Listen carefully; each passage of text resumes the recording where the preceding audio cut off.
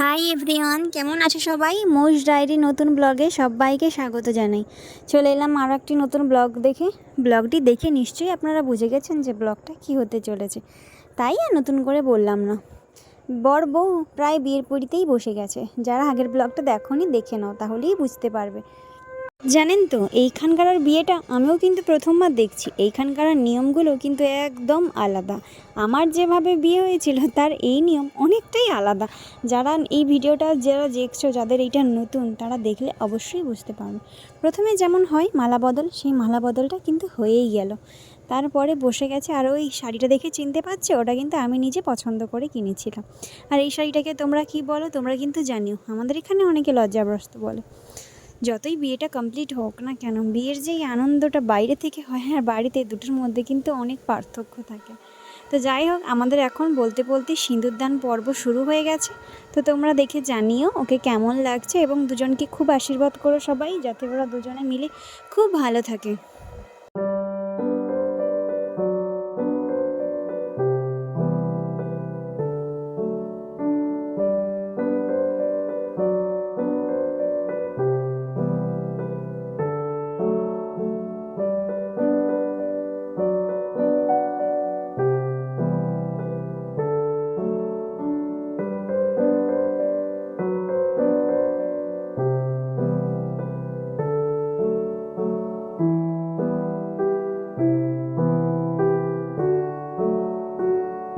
দেখুন তো, সিঁদুরটা পরে নতুন বউকে কত সুন্দর লাগছে।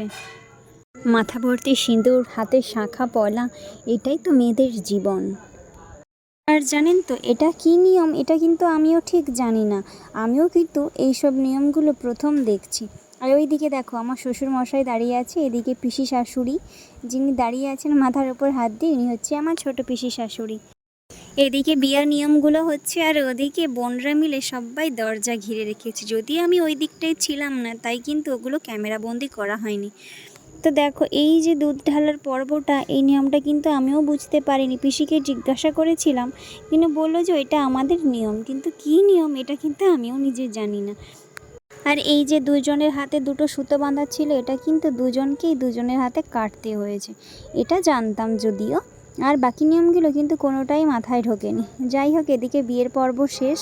তারপর দুজনে মিলে আশীর্বাদ নিল সবার কাছ থেকে। দেখো, দেখতে দেখতে কিন্তু বিয়ের মণ্ডপে অনেকেই জড়ো হয়ে গেছে। ওদিকে বিয়ে কমপ্লিট করে ভেতরে চলে এসেছি, কিন্তু ভেতরের না ফটোগুলো, যেইগুলো নিয়ম ছিল আর সেগুলো কিন্তু আর তোমাদের দেখানো হলো না। সেগুলো অন্য একটা কোনো দিন অন্য কোনো বিয়ের ভিডিওতে আমি তোমাদের সাথে শেয়ার করব। এই বিয়েতে আমি আর নিজের দিকে দেখালাম না, কারণ বাড়ি থেকে যেই শাড়িটা পরে এসেছিলি ওইটা পরেই কিন্তু আমি বিয়েঘর পুরো কমপ্লিট করে নিয়েছি। আর মাঝখানে চেঞ্জ করা হয়নি, যেহেতু বিয়েটা বাড়িতেই হচ্ছে সেই জন্য।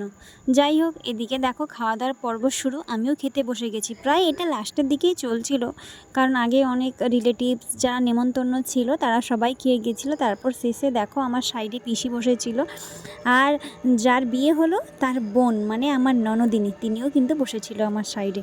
যাই হোক, খাওয়া দাওয়া কমপ্লিট করে নিয়েছিলাম। আর তোমরা দেখতেই পেলে আমার বড় পরিবেশন করছিল সবাইকে। ও আজকে বড় দাদার কর্তব্য পালন করেছে, অনেক কাজ করেছে, অনেক পরিশ্রম হয়ে গেছে। বেচারা লাস্ট পরঙ্গতে খেতে বসেছে সবাইকে দিয়ে।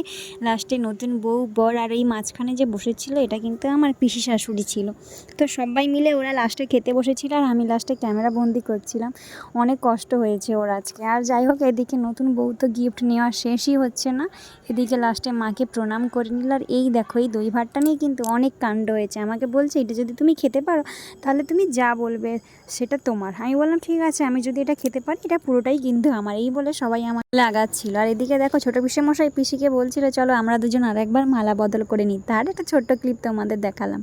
যাই হোক, ভিডিওটা পুরোটাই দেখলে কেমন হয়েছে অবশ্যই কমেন্ট করে জানি। আর এদিকে দেখো, দুই ভাই ব্যাগপত্র বই নিয়ে যাচ্ছে। যাই হোক, ফিরবো নতুন একটা ব্লগ নিয়ে। ততক্ষণ তোমরা সবাই ভালো থেকো, এবং আমার চ্যানেলটা প্লিজ সাবস্ক্রাইব করে পাশে থেকো।